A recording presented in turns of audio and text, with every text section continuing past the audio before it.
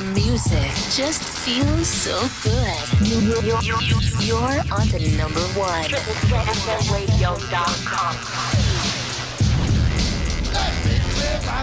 We got Marilyn Torres on the show. What is up, Marilyn? Welcome to the Friday Freestyle Fix. Hello. Thank you for having me. How are you guys? We're doing good. How are you? I'm doing good. Not bad for a Saturday. What is today? Friday. Sorry. I'm ahead of myself. That's what I'm saying. So tell me, how'd you get started with freestyle? Let's see. It had to be, my husband, I would say. Because growing up, it was other songs that I liked singing, more of. But my husband is a huge freestyle fan. He actually started doing work with Denzel. Okay. So when we got together, he decided to just say, hey, let's record a song. Let's get together. Let's do this song. I'm gonna write this song. And then I just want you to record it. And that was Calling for Love, which was the first song that he wrote and I recorded. So he just put you to work right away. Yes, he did. That was Calling for Love was torture. It's actually, everybody loved that song. It's probably still a lot of people's favorites, but it is not my favorite. And I think it was like 12 hours. I had never recorded before. I was always what I called a karaoke, singer. Or back in the day, I used to be like put the cassette tapes and hit the, record. Yep. And record myself that way. So I didn't have any sense of like studio, right? So I think it took us about 12 or 13 hours to get as a first timer. So I was traumatized. I was doing, Calling for Love. So what year did that come out? That was in 05 or early 06, I want to say. Okay. And it was very underground. So what have you been doing now from 05 to 21? So 05, 06, Calling for Love, it did, like I said, it did pretty good underground. And then I did a few more songs. I think after Calling for Love, if I'm not mistaken, I did release underground My Cry. Mm-hmm. And I did No Puedo Amarte. And then I kind of moved more into doing like background vocals for either reggaeton or just singing a little bit of that. So I kind of did that for a little bit. And then in 2010 is when I actually, Alex wrote and we recorded In Exchange for What? Oh, that long ago. Yeah, that long ago. Yes. So I'll tell you right now, that song, every time I play it, everybody loves it. Yeah. I sneak it in there and they go crazy over that song. I have loved the response from the fans for that song. But yeah, it was actually done in 2010.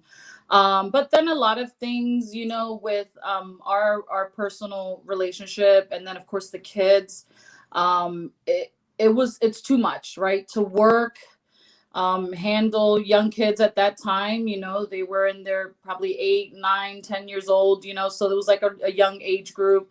And of course working on things, but also having full-time jobs. I just couldn't balance everything. Right. It was just getting really difficult to have time for music and what it required, right? Because you have to promote and you have to do so much. So I just backed off. Okay. And so we kind of got our life going and years go by. And by the time you blink and open, here's like 10 years later. And of course our kids, they're teenagers now. They don't like parents. They love their room or their friends. So time has opened up a little bit for us. It still keeps me pretty busy, but I felt like, let me get back in the game and, give it a chance, give it a try. And I felt like in exchange for what, I was hoping that it was going to make the impact that I wanted to make because of what the song meant to us. The lyrics, the way I knew I could put a lot of feeling into that song because it's very personal. It's about our life story and our relationship. So I knew, and I said, let me just take a hit at it because I feel like I feel like a lot of people could relate to it. Right. But yeah, that's a favorite to all the people who like tuning into the Triple Threat team. When they play the song, they love it. I have this one girl, she's listening too, right on the YouTube chat. Yeah. Her name is Patty. She goes by Don't Worry Be Happy. As soon as I play that on, she goes crazy. She Oh, loves the song. thank you, Patty. Yeah, she loves it. And but yeah, I played IOD playing it a lot. It's an amazing song. I feel like I said, a lot of people can relate to it. I think that a lot of times we're in relationships and we wonder what it's for. Like, what are you here for? What are we fighting for? Everybody at some point has asked themselves that question. So you definitely, it's a song that you can relate to. And I feel when people, like for me, that's what music is. If I'm in some kind of mood and I can tune into a song that is gonna kind of speak some words to me and about me, of me, or to that person. I remember growing up, La India was my favorite because anybody, if I was having a bad time in a relationship, young or not, I was like, ese hombre, you know, it's like it would bring the spirit out of you that you needed to. So I was hoping in exchange for what, you know, did that. And honestly, I feel it did. I've had people even reach out to me, whether through chat or in the comments, and say that they definitely can relate to the song and it came at a good moment. So that's really a good feeling. That's what I wanted in exchange for what to be.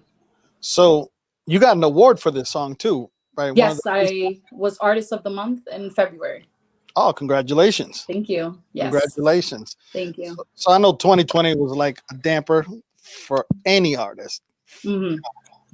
So how's that affected you? Like I said, I came late, right? In 2020, we released In Exchange for What in November. So I didn't know what to expect. I was hoping for the best, but being away so many years and not making too much noise in social media or anything like that back in 2010, I was just hoping to even draw attention, period, with the song and that people would love it.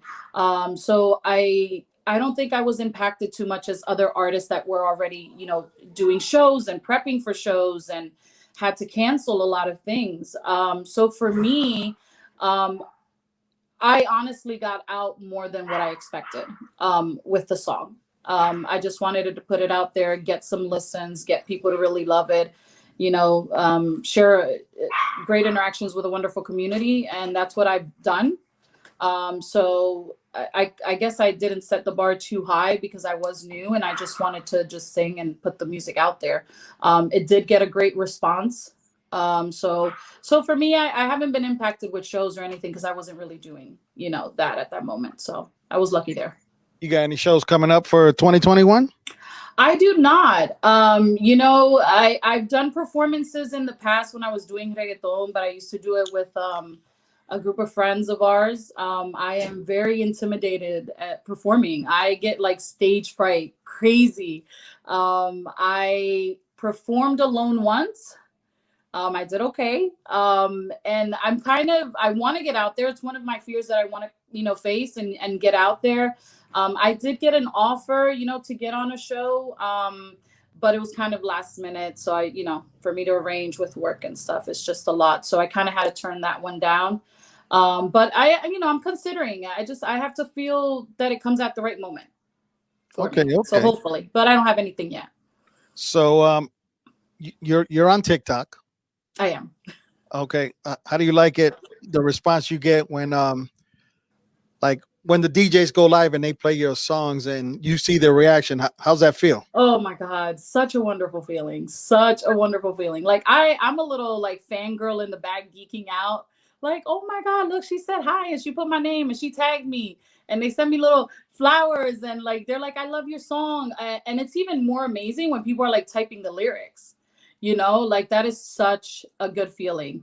And even with the DJs, like they're awesome. They love playing the song. They hit me up, like they're so positive about it. It's like I said, it's an amazing feeling. I'm beyond blessed of what outcome I am receiving from that song. Like everybody's just been truly amazing. And I love to see the fans, and I'm like, ooh, all blushy and stuff, getting all excited. Because it is a good feeling. We put a lot of work into that. There's a lot of time spent in the studio.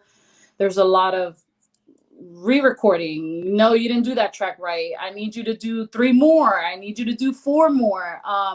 It can be very, very exhausting, in the studio when you're laying down. And then after, the production, and In Exchange for What was playing in our house every single day for hours, just, after the production. And he's replaying and got to fix this and got to fix that. Right. And so it even gets annoying because I'm like, I'm done with In Exchange for What. I need a break today. So it is good to see the fans enjoy that. It's a really good feeling. Are you tired of the song yet? Probably. So how many days did it take you to do that song? To do the vocals? So I recorded it at a studio in about 4 hours with Louis Marte. But if I'm honest, because I try to be as honest, I was so intimidated recording there. He's so amazing. I was so nervous. So some parts kind of came out like you can hear it, right? I didn't have the emotion. I had some nervous parts there. So when we got home, we took about another day and did about another 3 to 4 hours to fix whatever. So I would say about a day to kind of record it. But I was very familiar with the song, so that kind of helped. I already kind of, had it pretty good memorized. And so I would say about 8 hours to record that one. That's a long time. Yeah. That's like a whole shift at work. Right. So I'm looking at everybody who's chatting over in the YouTube. I can't see what's going on TikTok. Okay. I got Betty721 who says she plays this song every day. Oh, thank you, hon. She plays it every day. And then you got Patty. Don't worry, be happy. She wants more music from you. Yes, we have one. I don't have an exact release date as to when it will be on the major platforms, which is In Time. That one is going to premiere through Freestyle Diaries on Monday. So tune in at 8 p.m. But I want to say it might be the 11th when it'll hopefully be available for, through the major platforms. Howie and Joe Magic actually presented that idea to me In Time. And so, we took our time to work on it and record it. And I am a little nervous. I love the song. My only nerves are coming is that it doesn't have, it's not like In Exchange for What. So I get a little nervous on people comparing it to that. This is not an emotional song. It's a very fun song. It's a very club song. So it really can't be compared to In Exchange for What. But, I get nervous that some people might compare it. But it is a really, really good song. It's fun. It's, very clubby, very edgy out there. So that one will premiere on April 5th. And that's what's coming next. Well, we like to premiere it too on Triple Threat. Yes, we're definitely sending it out. If next Friday is cool, we're right. Yeah, I think Alex is going to be sending it out to you guys on that Monday as well. So that way you guys can start, doing what you want to do. Now, you know what that means with everybody that's listening. They're gonna bug me. You got to play that new one by Marilyn Torres. You got to play it. Yes, y'all drive him crazy. That's okay. He can take it. So just play it. I said, you know what? I got you. But In Exchange for What? It's like mandatory. I play it. That's awesome. And I appreciate that. If it isn't for you guys, of course, it doesn't get heard. I'm like one person with a few people. It's always important to use your DJs, and to get, them your music, because they have different, platforms, different fans and people that join. So it's very important to share that. I don't mind, at all. I feel like you guys are what help us get it to the fans. right? So that they can listen. So you got a full album coming out anytime soon? This year, next year? I'm not sure if I this year, but I am hoping because I want to, obviously release some more songs. I do have "Calling for Love" and "Why" and "No Puedo Amarte." Now, in exchange for what, we're gonna have, "In Time." But I do want to get some more releases out before doing an entire album. So what I'm hoping is to continue to have these singles and then hopefully you know, get an album together. And one of my favorite songs will be hopefully coming out at the end of the year as well, which is "Torn." And I'm hoping once that one comes out, then I feel like I'll have enough to release an album with a newer song. What's "Torn" about? What's that song about? So "Torn" is pretty much in relation to "In Exchange for What." I am hoping it makes that much of an impact. It is about heartbreak. It is about giving too much and not getting enough back. And it pretty much leaves you torn. So that song is definitely a huge project for me, which is why I kind of have to leave it for end of year. We take, I would say, for a song like "In Exchange for What," even though that one took a lot longer, but even when we decided to come out, it's a good 3-month project. Yeah, for songs like that. Only because, again, we are recording, we're playing it.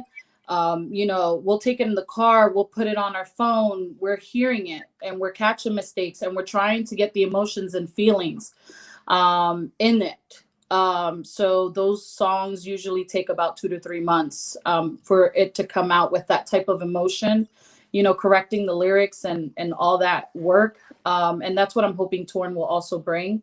Something relatable, something that, we can kind of tune in and definitely have some tissue boxes and go from there. So, and that's hopefully by the end of the year are my hopes for that one. So your husband is pretty much your producer, does all the background. So how is it to work with him? Woo, it's better now. It was very difficult at first. We would butt heads. It was very difficult because you have to definitely learn how to separate being the husband and then when you're in the studio that he's your business partner. So that was very difficult for us to kind of do at first, but it's better now. I think that that's sometimes too made a little bit of an impact as to why I kind of had to stop, singing as well.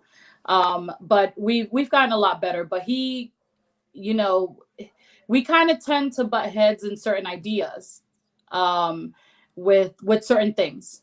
But I feel now that we know and we kind of understand what each other likes when we're in the studio and how I work and how he works. So we kind of had those those good boundaries that we set to kind of understand each other when we're in the studio. But it's definitely more difficult working, with your partner or somebody that's very close in relationship to you in a studio. Oh, that's great. That's Yeah. great. Now, have you ever been to family functions and they ask you to sing? You do any of that? A lot when I was younger. I kind of shy away from it, even with family. I am even shy there. But we've done it a lot in more. I kind of more comfortable doing that around friends. I did it more than at family functions. So it's we're having a party and stuff like that. I don't mind around friends getting on a karaoke machine and singing, or just sitting down and singing, or doing that. But they will. Even I think the last my daughter's 18th birthday party, I had some family over and they wanted me to sing. So I had to get on the microphone and do that. They do request it. Do you sing any of the ones you got out, or just karaoke, straight up karaoke?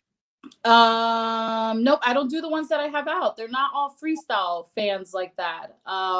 They always want, either La India or, some Adele or something like that they want me performing. Not bad, not bad. So what do we got looking forward to for 2021 for Marilyn Torres? So as I said, we have In Time, which will be this month. I have a Torn, which will be at the end of the year. I have Now or Never, which will hopefully be my summer release. I worked with that one with Ricardo Vasquez. He's the one that helped me, wrote that song, and basically. So that one's going to be a summer release. And then I have a really special song that's going to be a duet. Unfortunately, I can't speak as far as who I'm doing the duet with, just out of respect for his family and stuff. But that one, I don't have a release date, but that's something that a project that I'm really looking forward to. It's actually a song that we recorded. I want to say it was around maybe 2009, 2010 as well. And then we never finished that project. And so I'm hoping to release that one too in the next few months, maybe along summer with Now or Never. So far there's going to be about 3 or 4 songs that should be up and coming. That's great. So how can your fans find you, like social media platforms? Yes, social media, just Marilyn Torres. In Facebook, TikTok, it's Marilyn Torres Freestyle.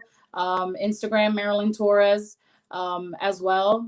And YouTube, Marilyn Torres. And of course, DJ Merc1 music.com. You can find all our information on there as well. And, you can get all the info that you need. So your new track, when does it premiere and where can they hear it? It's going to be with Freestyle Diaries. It should be on Mixcloud.